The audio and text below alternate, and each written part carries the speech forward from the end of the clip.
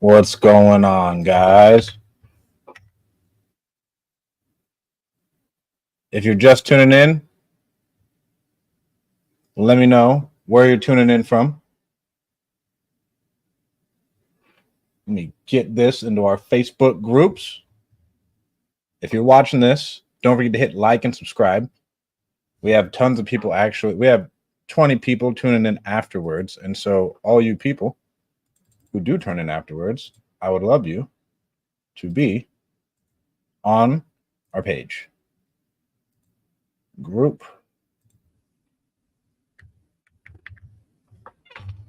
Get this in our Central Valley Real Estate Investors group. So we have 8 contracts in the last 2 weeks. Fun fact, though, we only got 1 this week. So, I mean, there's a big variance right there, like a huge variance. Because last week we got a bunch, and then the week before that we got a couple. This week we only have 1 so far, and our day's almost over for even though like it goes till 6 on Fridays. Friday afternoons are so slow for us. Saturday mornings are a lot better, and so we try and get stuff in now. Like we locked up 1 this morning. We'll have a couple more coming in a little bit later, but man, if we don't get it in the morning on Fridays, we don't get a lot of pickups after 4 o'clock. It's just the whole cold hard truth. But I'm going to share my screen, and I'm going to share all of our KPIs with you guys. All right, let me pull up our Chrome. There we go. Okay.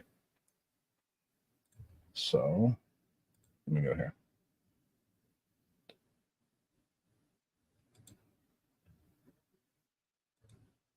Sweating my balls off. All right, here's our Resimply dashboard. Our average time to first touch, I need to find a way to reset it. We have so many dead leads who we don't touch because they like text us back. We don't really text them. That is hard. So I'm going to go down to custom.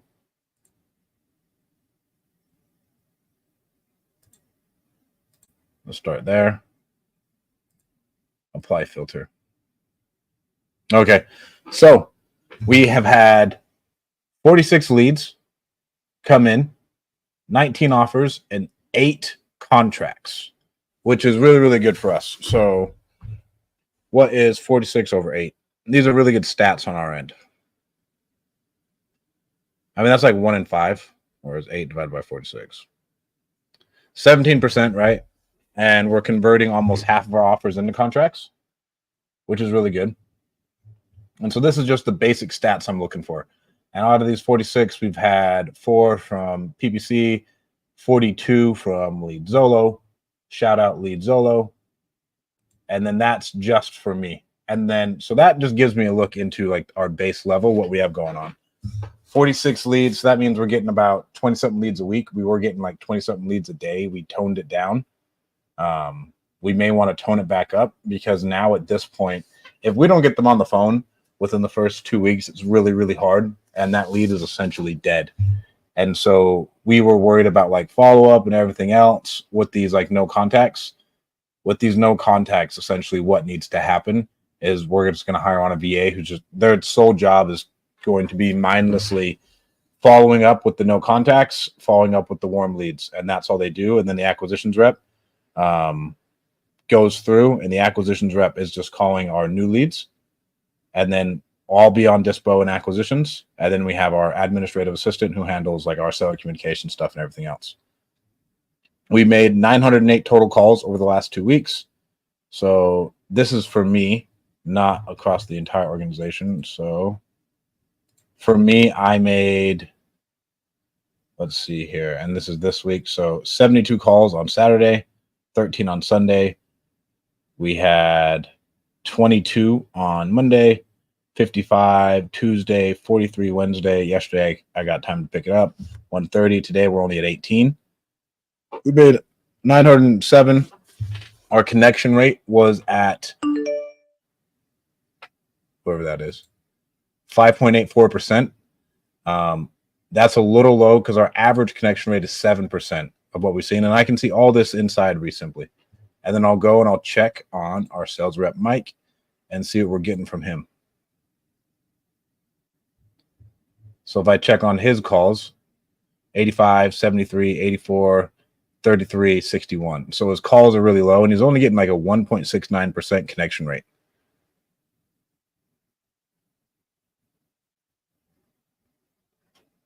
Which is terrible. 3.9% connected to other. He's he's still at that 5% rate. These are all just split up. So that's not bad. And he got one under contract. So now I can go into my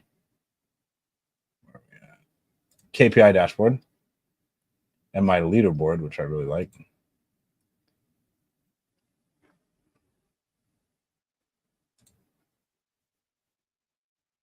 And I can see everything. So if I'm looking here, looks like my average revenue over the last 2 weeks, time period between here to here. Apply that filter. Okay, so I have 8 contracts. And then where's Mike at? Mike has 18 offers, which is good. 1 appointment. He's made 889 calls, 23 SMS. So that tells, and he's, he's talked for, 1,100 minutes. So Mike's gotten good talk time in. I've gotten 702 minutes. So call that 6 days. So if I go 702 divided by 6, 117 divided by 60. I'm getting about 2 hours of talk time a day. And Mike is getting a little bit more than that over that span of time, which is really good.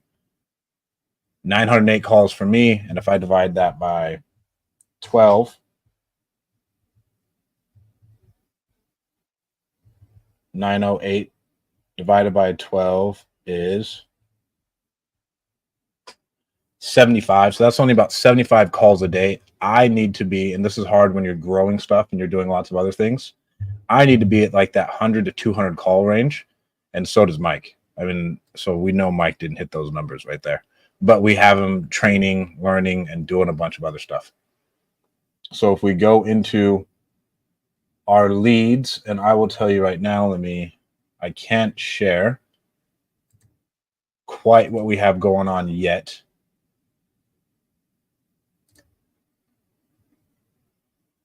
If you're in here, let me know where you're tuning in from on our IG chat. We got more people in our IG chat.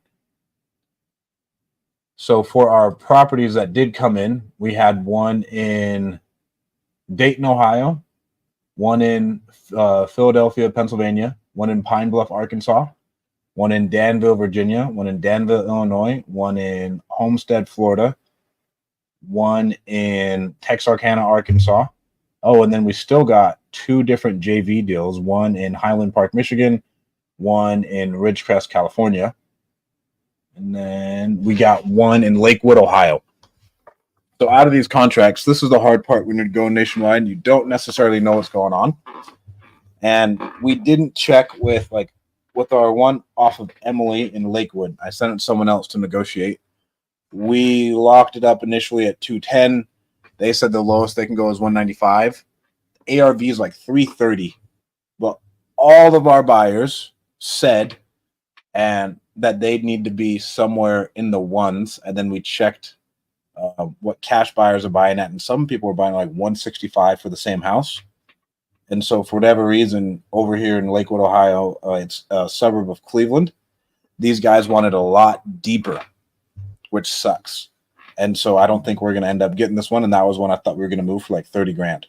And I'd say I would prefer to lock it up and see what's going to happen next. If it's not like a dire situation. We had one today that came in like outside of Stockton where the guy is moving and he's like, well, I'm going to buy another house with the proceeds of this house. I want to show that I have a contract on this house before I do the other one. With that one, it's not just like a, hey, lock it up and see what happens. Cause like there's lots of stuff depending on it. But if we were pretty confident on this one in Lakewood, Ohio, that we ended up canceling. And then I guess we had 3 more in Oklahoma. So that'd put us at, in a grand total, if that's 8, 9, 10, 11, 12, 13 total contracts in the last 2 weeks. Both of our, we got one in Ridgecrest, California that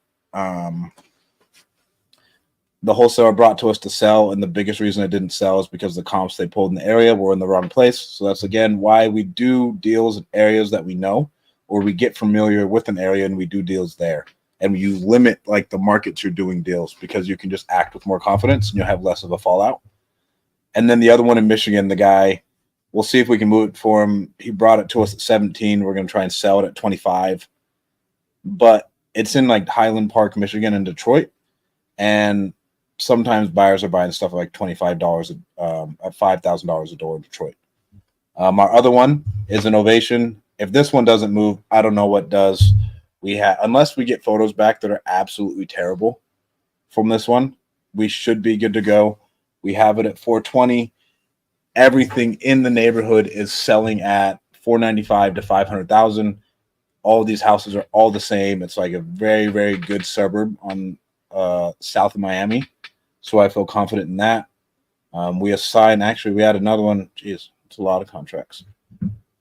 2 days before the 29th that we bought for 20 and we sold it at 30. So we'll make a quick 10K on that. And we won't cancel that one. Our other one in Danville, Illinois, we have tenants in there and we just said, hey, we'll do 25. You want to do 25? We're waiting on photos back from that one.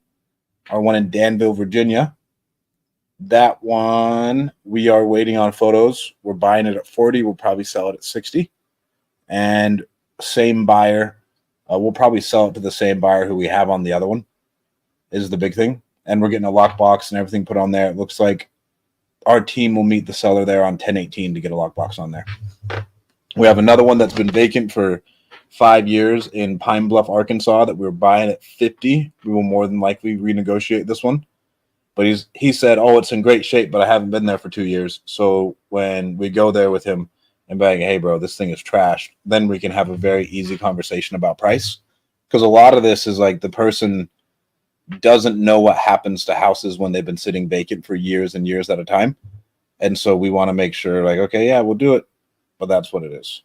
We have a house in Dayton, Ohio that we have at a great price, but the sellers have gone completely MIA on us.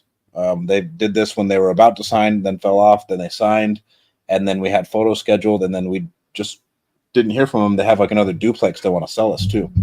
And we're trying to get them back on the phone. So that one's really hard, but I don't think we'll cancel that one. That one's at a good price. We have one in Philadelphia. Who knows what we'll see here? This is a duplex in Philly. We're buying it at 62,500. We're shooting to make 20 out of it. But he doesn't even know the pin to the lockbox code, so that doesn't give me a lot of faith. If anything, we may just be like, hey, bro, what's your mortgage on this thing? And we'll sell it sub 2. We have one in Mobile, Alabama on the board right now. Seller, again, ghosted us, so we have access issues. And then we have another one in Chicago where the seller says he has rights, but then he didn't have rights. And so he's like, okay, I will get you proof that I have rights. And then another duplex in Cleveland, Ohio that we're buying sub 2. But again, the seller's number goes all to voicemail no matter what we do, which is really frustrating. So it's going, no matter what we do, is what's going on, Alex, the man, the myth, the legend. No matter what we do, it goes straight to voicemail. And so that makes it really, really, really hard to get any type of access, to get photos scheduled and anything else. And at this point, I've just learned a reason we'll have a fallout rate is because someone will just fall off the face of the earth while we're in escrow and we can't do anything to find them. Like there's nothing we can do to get that person back on the phone. They're gone forever. Aaron Hernandez. Yeah, that's the word I was looking for. Gone forever. Aaron Hernandez.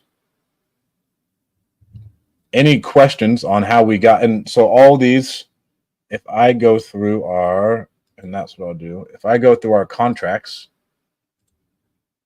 I'll tell you how long it took each one to convert. Let me shrink this Opera page so I can see our properties. So Greg Davis was in our CRM for 41 days, 34 phone calls, 9 text messages. Vincent was in our CRM for 20 days, 12 phone calls, 3 text messages.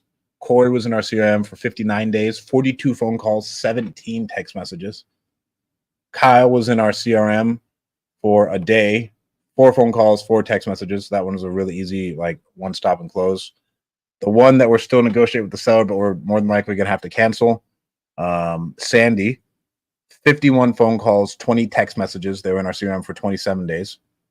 Tina has been in there for a while, 35 days, 36 phone calls, 10 text messages. Deborah, that one doesn't count. Michael Hughes, this one was easy. 1 phone call, 1 text message, and we got that one. Our other one in Dayton, Ohio, it's been in our pipeline for 60 days, 62 phone calls, 13 text messages. Our other one that came in, this one was another, like, bam, one step close. This one was 6 phone calls, 1 text message. So it was a set of 3 phone calls that got us to close that one. Jerome's been in our pipeline for 126 days. There's been 32 phone calls, 12 text messages. Andrea was 1 phone call, 0 text messages, and we got that one closed. Mike closed that one, so that one was awesome. And that was another same day close. She's been in our pipeline for 10 days, but she was closed in a day. Jesse Galvin, 13 phone calls, 3 text messages, 25 days. We bought 3 houses from him for $55,000. We told him we don't want one of them, and we're looking at the other 2. Let me see. And then where's our other one that we have that's active? Jerome, Tina, Tony, Greg. Went over that. Michael Hughes, Kyle Slate, Corey, David Sitters at the finish line, Phillips at the finish line. Yeah, so I went over all of them. So that's what it looked like to get all of these things to the finish line. Man, can you guys see those beads of sweat? That's what it took to get all 8 of those contracts to the finish line. Technically, we have 13 total between our 2 JVs, but our 2 JV, one of them may work out, one of them didn't work out. We hopped on the phone with the number 1 buyer in the area, and then we just got a good insight into what's going on because the wholesaler used a comp. If my portrait on the back is like the neighborhood, they went above the neighborhood, like right here, and that's a completely different area with, like, attached to garage, and it isn't trash. Let me see here. Let me switch up my brand real quick. There we go. Resimply. And we can track all these KPIs with Resimply, by the way. Go to tryresimply.com if you want to use it. Where was my train of thought there? What was I trying to say? I mean, we 8, and we'll cancel. Right now, it's looking like we're canceling 1. We're working on moving one in Texarkana. We're going to cancel one of the JVs. And then the rest of them has been a big chunk of getting access. And because, like, everybody says, like, yeah, you can close your first deal like that. Access is always going to be issues, especially if it's like tenant occupied or anything else, or owner occupied. They have schedules. It's just a part of the game. The biggest thing is you want to stay in contact with that person every day. And so Abby on our team, that's her job, is just to, hey, how are things going? Hey, how are things going? But we assigned one this week for a 10K pop. We have one closing at the end of the month for 40K. So that one will be good. And that's all I got, guys.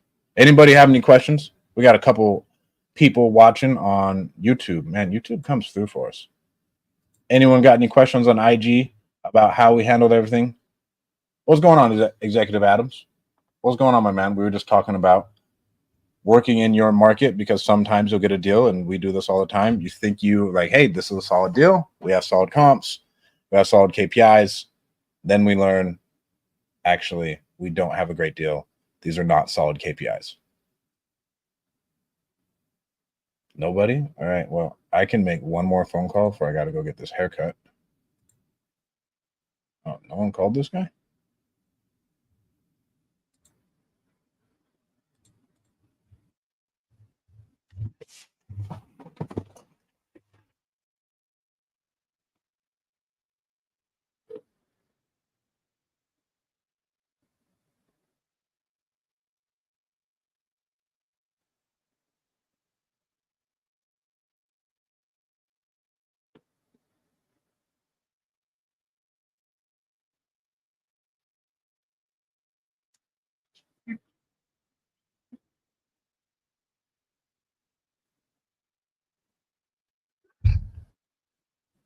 We'll just triple call this guy. This is an inherited house in El Paso, Texas.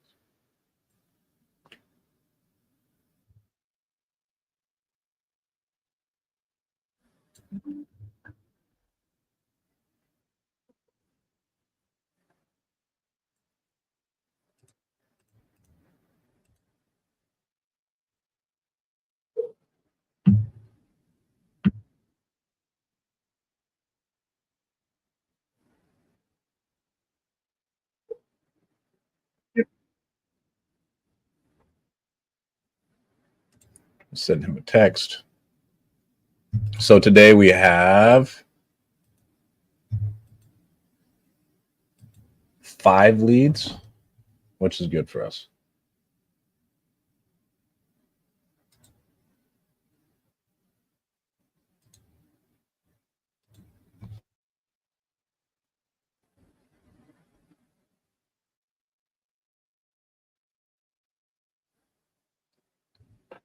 Hi, Danielle. You reached out to us about this house on Cedar Street. I hope I didn't catch you at a bad time. Were you still interested in selling the house?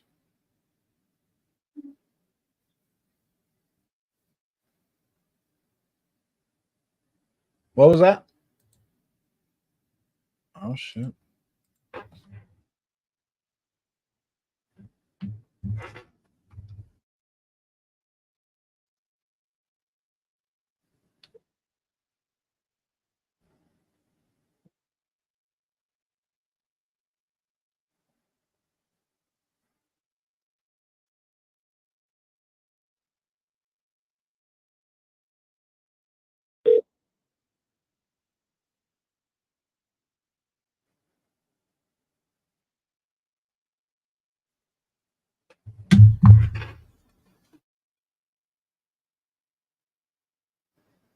We'll send her a text.